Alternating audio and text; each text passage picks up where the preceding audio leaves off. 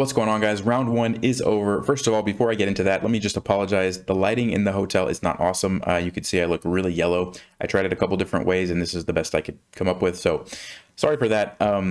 Yeah, if for those of you who asked this tournament, let me hop over here. This is the 2022 Southwest Class Championship. So it's just a random tournament that's not super far from me that I decided to go to. It's a 9-round. It is FIDE rated, which generally means that there's going to be stronger players. You can see there are quite a few GMs, IMs, lots of IMs, FMs, and if we keep scrolling all the way down, where am I at? Way down, way down. Actually, I thought there was a mistake when I first looked at it because I couldn't find my name, but I am right here. There we go, Nelson, 2164. So I lost like 40 points in the last tournament. I was above 2200. Now I'm not. And so that didn't feel good. If you're wondering why there's two ratings, this is the FIDE rating. So this is kind of like the international chess rating.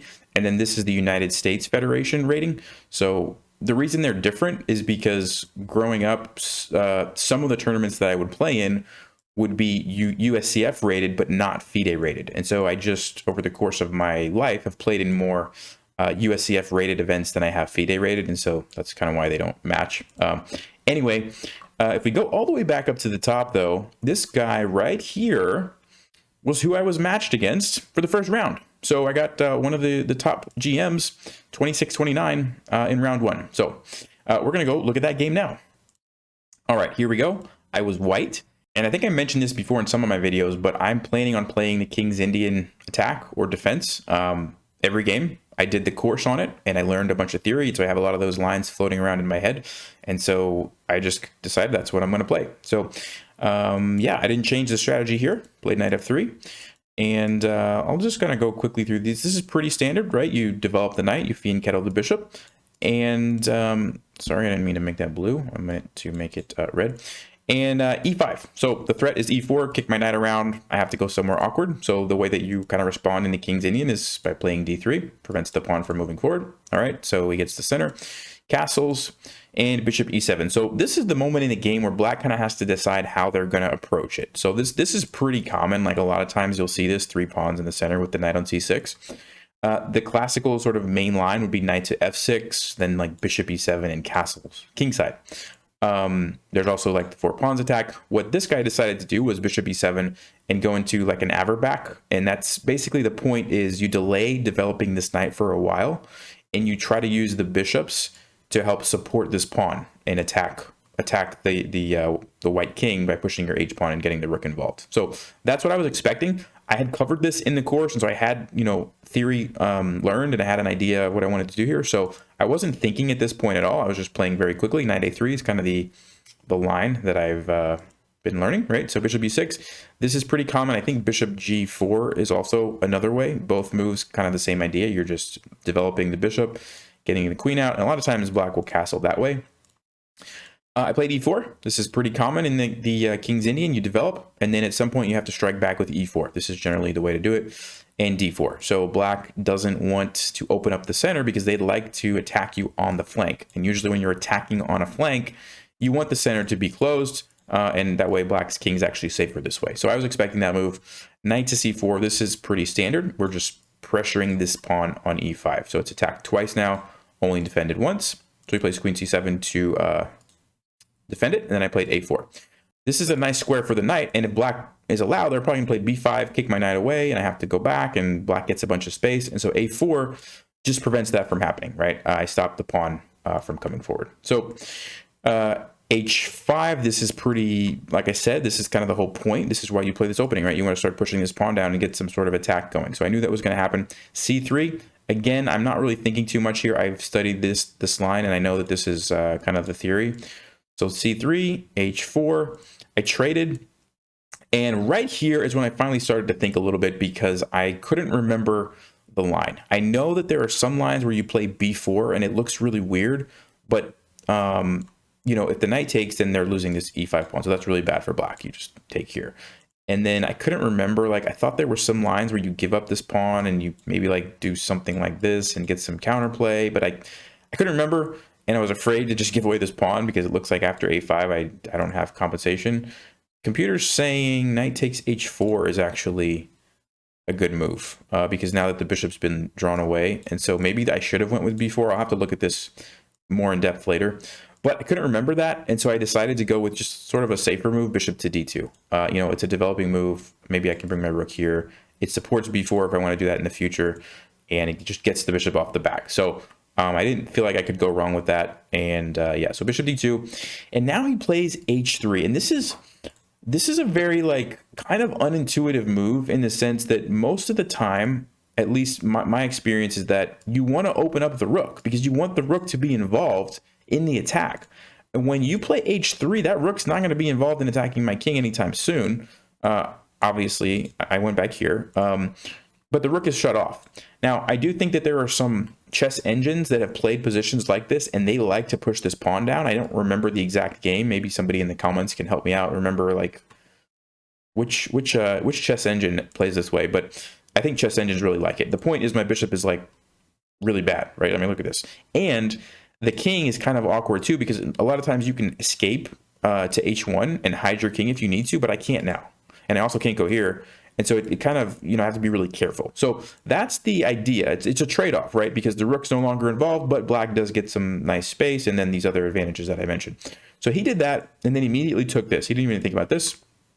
I mean, he thought about it, but like it was like h3, I moved, and then he just took this right away. So basically he's kind of locked up the center. He's made me have a bad bishop, and now he's going to try to use his knights to get involved in some of these weak squares. That's basically black's plan, and computer says that yeah, black is pretty good here. So I think earlier I probably should have just played b4 instead of the bishop d2 move. That was probably where I went wrong. Anyway, at this point, let's see, he plays knight f6, so this is under attack. I was considering knight e1 and knight to g5. So the point is I want to defend the pawn with my bishop, and I also want to move this knight because that's a pretty useful move anyway. In these King's Indian types of setups, you want to play f4 or try to open things up, especially when you have the bishop pair. And so I just, you know, had to decide knight e1 or knight g5. Now, my instinct was telling me knight e1 was what I needed to do because the general rule is that passed pawns, which this is a passed pawn because it's there's no pawns that can stop it. The general rule is you want to blockade passed pawns with your knights if you can, because knights are good at stopping passed pawns because they're still going to be effective and control a lot of key squares. So I was thinking about that as one option. I decided to play knight g5 instead because I really liked the idea that if black castles queenside, well, now I have this fork, okay? And if black castles kingside, what was the move here? Oh, yeah, then the pawn on h3 is undefended, so I can just take it. So I kind of felt like by playing knight g5, I was preventing black from castling either way and sort of keeping his king in the center. And I thought, okay, that makes sense because now I can play f4, take here, open up my rook, you know, and try to attack the king, right? So I like that. Engine is saying no, that was the wrong choice. But of course, like, Engine is going to say what it's going to say. Anyway, that was my idea. Now, a5 was played. This was a kind of a nice idea by him. He's just creating a nice outpost for his pieces here in the future. I played f4, followed through with my plan. Now, one thing about the move f4, remember earlier how I talked about my king didn't have a lot of places to move to? I have to be really careful playing this move because if like queen b6, bishop c5 happen, look at this diagonal, right? This could be really, really dangerous. And sure enough, he does play queen b6. Now, I had an idea in mind, but I just want to show you guys, if I would have just, let's say, captured here, I would be in big trouble. And this is kind of a nice moment. If you want to pause the video and think about this, what's black going to play here? And if you had a chance to do that, the move is d3 check. And so he unleashes the queen, right? And because of this awkwardness over here, I can't move my king anywhere. I have to block with the rook, and then the bishop can come in, or even Engine is saying knight takes e5 is even better. But this is kind of more obvious, right? The bishop comes in, you can see I'm in trouble along this diagonal, right? So, yeah, that's what I wanted to avoid. So when he played queen b6, I played the move bishop to f3. And the point is that now if he plays d3, guess what? I have this nice square on h1 I can hide. And actually now my king's really safe because the rook, like we talked about earlier, is not going to be able to get through this pawn. And so I feel pretty safe about, pretty safe here. So that was the idea, bishop to f3. And also, I'm starting to use this piece again, right? It was just stuck in the corner, and now I want to use it. So bishop f3 I thought was a pretty nice move. Engine still says I'm just losing, but not by a lot, but like 1.5 points, basically. All right, so knight d7. It's a good move. He's coming over here to c5, and putting some pressure on this knight in case he needs to trade it off, because I was going to get some pressure on f7. So I played bishop g4. I'm trying to, really what I want to do is take this knight. So I was hoping for something like takes, because if I can get this in, now I've got all sorts of threats, like rook takes here, queen g4. It looks very, very dangerous for black. That's what I was hoping for. I wasn't playing hope chess, by the way. I'm just saying like that was kind of the idea. That was the plan behind this move. Okay, so knight c5. Oh, sorry. He didn't take that. He played knight c5. Okay, so knight c5 doesn't want to let me do that, obviously, and this is where the knight was going anyway, right? Puts pressure on all these squares, and it's hard for me to do anything about it because this a5 move. So that's kind of what the idea was. So what did I do here? Yes, queen f3. All right, let me back up. So I was really wanting to play knight takes f7. I just felt like, you know, open up the king. I've got this discovered check. I've got a bishop that's going to help me along the light squares. It's going to open up this bishop. My queen's going to come in. I really wanted to play it, but I couldn't find anything after takes, and just king g8. I was like, I don't know what I'm going to do. I mean, yeah, I can play queen f3, but the rook is going to come over, and it just defends everything. And I can't go here because this knight, this pesky knight on c5. I just didn't see anything. Engine actually agrees with me. There was nothing there, so I'm glad that I didn't do that. And so, yeah, I had to come up with another plan. My other plan was to take here, to just open up the rook first. And then after knight takes e5, I was thinking about taking here. And I thought that I could play bishop h5. Engine is telling me you're, oh, g6. Yeah, can't even do that. That's right, because the queen, I think I miscalculated that in the game, because go back to this position, the queen is blocked. And I think I was thinking that g6 wasn't an option in that position. I would just take it. But the knight actually moves. So that's a good example of how sometimes these mistakes can happen when you're analyzing and you fail to account for that. So anyway, that was another idea, but I still just like wasn't feeling great about it. And so I came up with queen f3 as another idea. Just line up the queen ahead of time, try to get ready, and then maybe take in the future. So I played queen f3. He took on b2. I was surprised. For some reason, I just didn't think that he could do this. And then I kind of realized that he can, because number one, he's just going to take my bishop. And number two, if I move this bishop somewhere, well, where am I going to move it to is, I guess, a better question. I can't really move it, or he's going to take the rook, right? And also, if this somehow did move somewhere, I have to be careful I don't just get mated in one, right? Right now, my queen's guarding it. But if I move my queen somewhere, this could be a real threat. So actually a pretty strong move, queen takes b2. So I played rook over here. I didn't want my rook to be hanging, and I wanted to defend this. And like we talked about, I didn't really have anywhere I could move it to. So rook here seemed like the only move. He plays queen to b3. This is a move I didn't even consider, but it makes a lot of sense. I'm trying to attack. I'm trying to build up some pressure and take advantage of the fact that he still really can't castle, right? Like if he castles here, well, that's illegal. So we can't castle there. Castling this way looks very dangerous. Like it looks like I have a lot of pieces that are going to be able to get to the king, I think. So trading queens just is a very, like, makes a lot of sense, right? Like just trade the queens. And it's not easy for me to prevent a queen trade. Like how do I prevent a queen trade here? I can move my queen, I guess, like queen e2, but that just didn't seem good at all. Yeah, he can even just take a pawn. I'm kind of getting rid of the pressure that I was building on the f file. Queen f2, I didn't like because I think, what is it, knight d3? What's the move here? Engine's telling me takes. I think I was afraid that like something like this was going to happen. And it just didn't look like this is, yeah, it just didn't look good. He has a lot of good moves, so Engine is like telling me other stuff. Anyway, the point here is I didn't want to trade queens because I'm trying to get an attack. Now, sometimes this is a kind of a learning moment.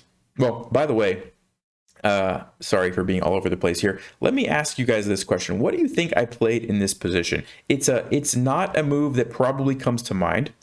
But if you think about the fact that sometimes I like to get a little bit crazy and do weird things and maybe not the greatest things, that might give you a hint. So go ahead, pause, think about it. What do you think I played in this position? I'm going to go out on a limb and say I don't think very many people are going to guess what I played here. All right, if you've had a chance to pause and think about it, the move that I played, wait for it, bishop d7 check. And I know it looks like a blunder. And It actually is a blunder. It actually is a blunder. The engine just says it's a blunder. But it's a blunder with an idea behind it, okay? So first of all, the idea is that the knight can't take it because the queen is hanging. So that's like why I even started thinking about it in the first place. And then the other idea is that I want to get to the king. And so I'm trying to like lure it out, and it's not going to be able to castle. And the other idea, remember I said I didn't want to trade queens, but I didn't really have anywhere good to move my queen except like back here. Well, now after the king takes, which he did take, now I can go here, which is what I did. And I mistakenly thought that I was going to get more compensation than I actually got. Like I didn't see anything concrete. So I felt like, okay, I'm giving up a piece. I understand I'm giving up a piece, but you know, I'm going to be aggressive and I'm going to see what I can do. Open some things up here, and, you know, maybe this bishop moves and both rooks get involved. Sorry. Both rooks get involved. And I had all sorts of ideas, hopes and dreams. So yeah, that's what I did. And he just went back. I was kind of expecting that. I had an idea of taking here, but then I'm like, if I take, he takes, I take, he just moves here. Actually, engine saying G8 was better, but I was expecting this. And I was like, I don't really know what to do. I can push the pawn. It looks dangerous, but he just plays 95. This is what I thought he played. Yeah, 95 is pretty good. And I don't really have anything. Like, what am I going to do? This knight is really awesome. Like, his pieces are just very strong. I don't really have a lot of good threats. I can take this pawn on G7, but he's just going to move his rook, or knight F3. Yeah, there's lots of ways. Oh, actually, okay, I didn't actually see all this. Knight F3 apparently is the move. It gets pretty crazy. What is this? Oh, I can't take because of this. Okay, yeah, I didn't see all that. Anyway, I just saw that, like, I didn't think I had anything, which I was right. Okay, so I didn't take on F7. The other move, what did I play here? Actually, what did I? Yeah, I was like, the other move that I thought about was taking here. That's what I did. Okay, so I took this, and what happened here? Yeah, he took the knight. Okay, if he took here, my plan was queen F5. And I thought, all right, I'm attacking the knight. I've got pressure here. My rook's involved. I don't know. I just felt like I had a nice attack. Engine says F6 and I'm just lost. I don't know why. I thought 96 and something cool was going to happen, but no, it just says nothing.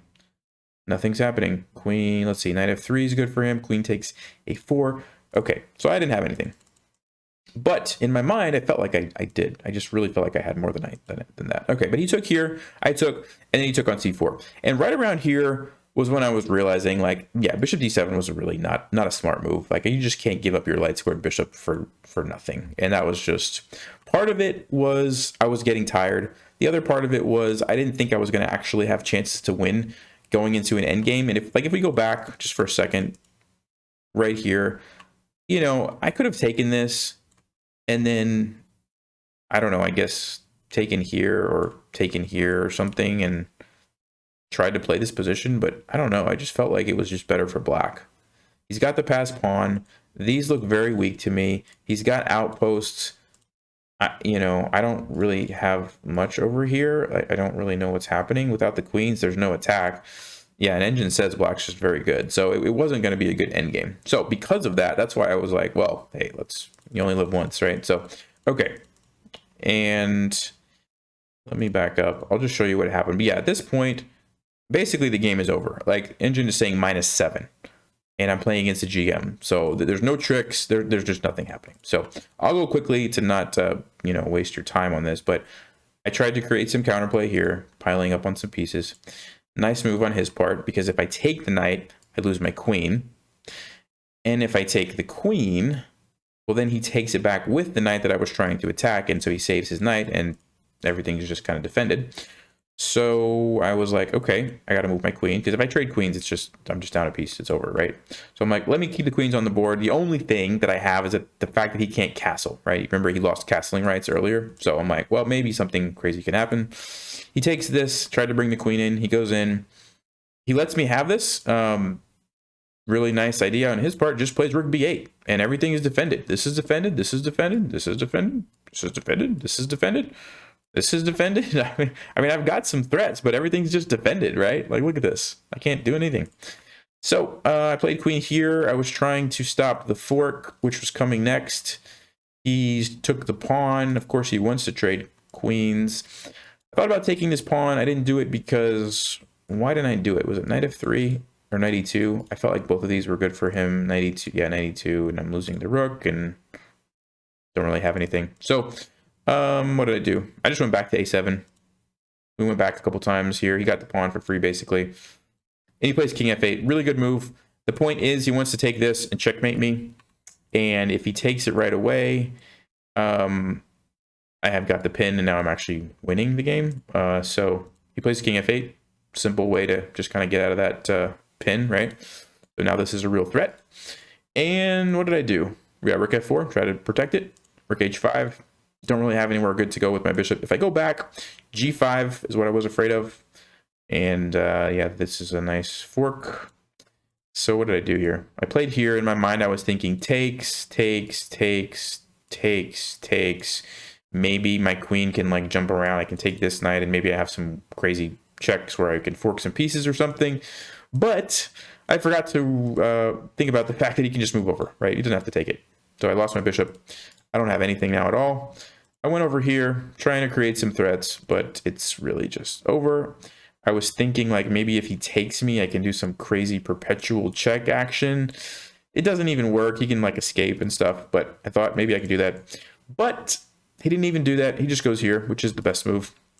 And I mated and I resigned. Did I resign here? Yeah, I resigned here. So honestly, I'm proud of that game. I think I played the opening well. I didn't have any problems. The move was bishop d7. That was just not a smart choice. Actually, two moments in the game. Let's go back. 2 moments in the game that if I could play this again, I would do differently.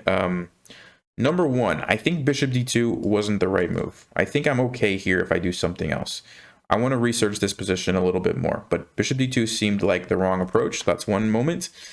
And knight g5, I don't mind that idea. I mean, Engine is really just saying you should have went to e1, but I don't think I mind that. And then let's see.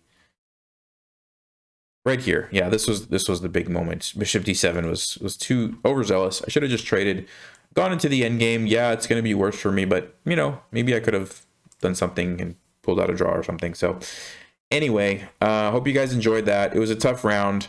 Like I said, I'm happy with how I played. I don't really have too many regrets except the bishop d7 craziness, but hope you guys enjoyed that. There's 2 rounds tomorrow, so that should be fun. I'm going to get some rest, and yeah, talk to you soon. Take care.